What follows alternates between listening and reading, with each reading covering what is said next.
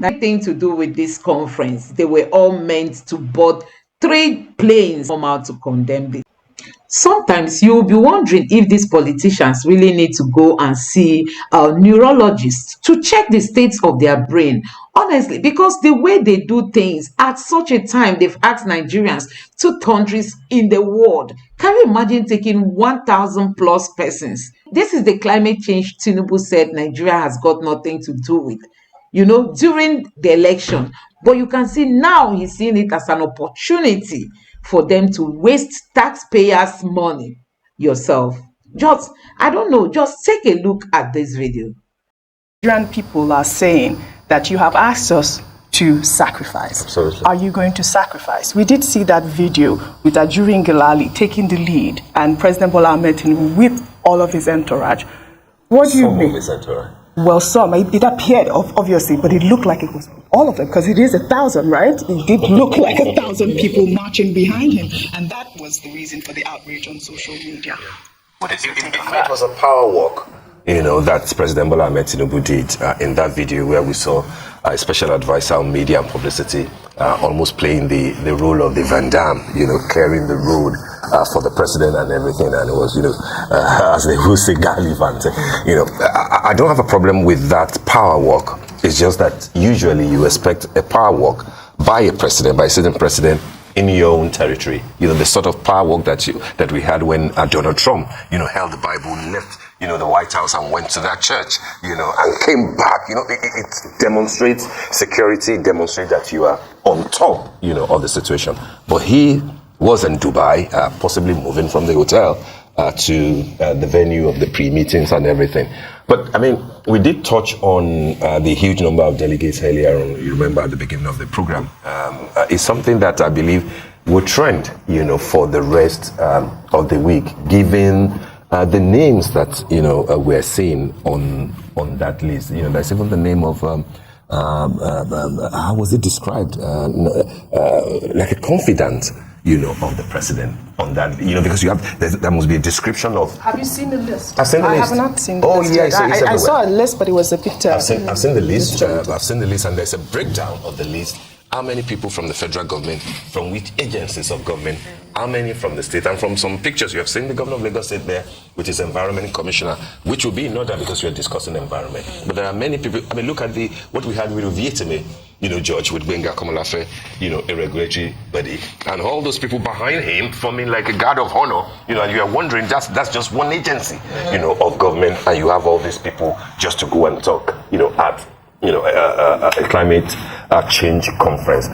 It's not tidy, right? It's not. Adeswa, have you seen the list and those designations? Yes, you have stewards, special assistants, executive assistants, technical assistants, confidants, manager. These are the hundreds, in their hundreds. It's a show of shame. I think it's an absolute show of shame. It's, it's kind of like we're becoming a caricature of ourselves. Like people were afraid that this was what was going to happen. That there's government expenditure. We've talked about the size of our ministries and the amount of appointments that we're seeing. And to see this even exported overseas, it's embarrassing. I think it's absolutely embarrassing, and it's unbecoming, I think, of the president to allow himself to be part of this show. Shaitan, have you seen any press statement from the government even trying to defend the fact that they have over 1,000? They haven't defended it yet, but this has been trending for almost a day and a half now, 2 days. The Nigerians are a large delegation is coming at a time of economic difficulties, which is why I understand why Nigerians are groaning, about this. We're looking at, higher fuel prices, inflation, rising food, and then now this. I was doing my calculation because I was like, okay, 1,411 participants. Apart from the ones that could not squeeze themselves into the presidential jet, we're looking at about almost three plane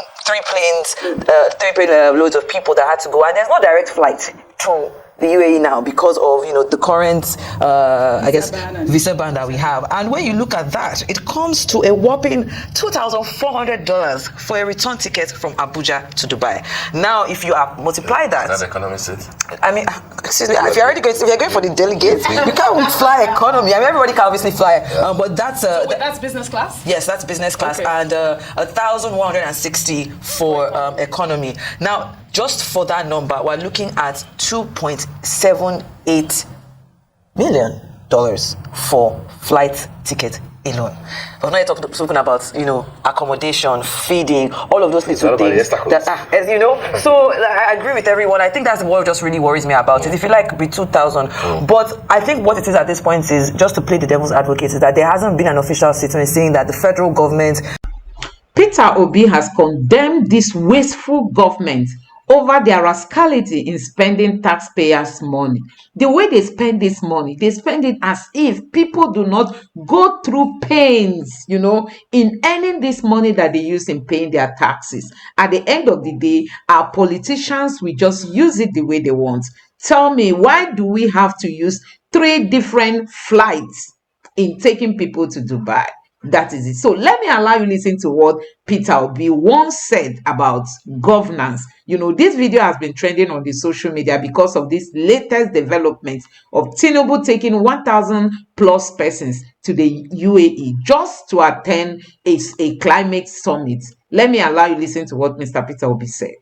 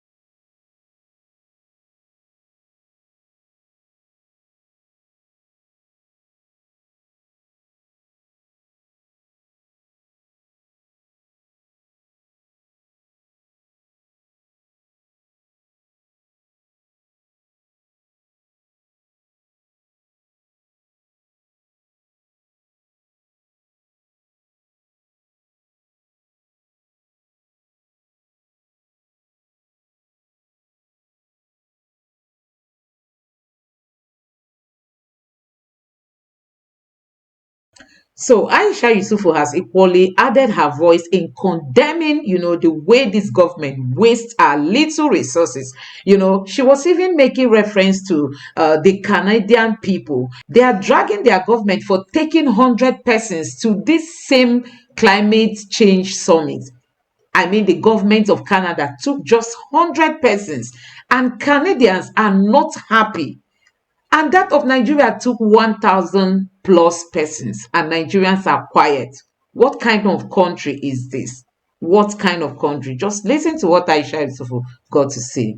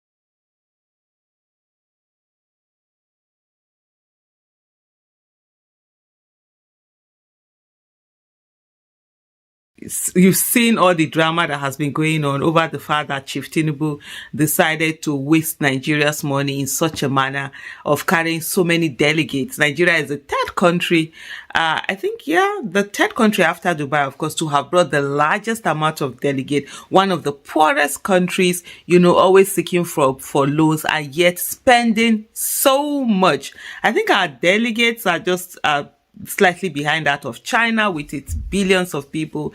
In short, Canada, the citizens of Canada are there flogging their government for carrying 100 people to Dubai. So the list is made up of over 1,400 people, and there are all sorts of people, all manner of people. In short, you can't even begin to imagine the kind of people that are on that list that have gone on. And so I'm looking at it and thinking that, okay, fine. This is first of all, one thing that it's worrisome is the fact that people can just find themselves on the list. People can just get themselves inside the first. There's no government in Nigeria.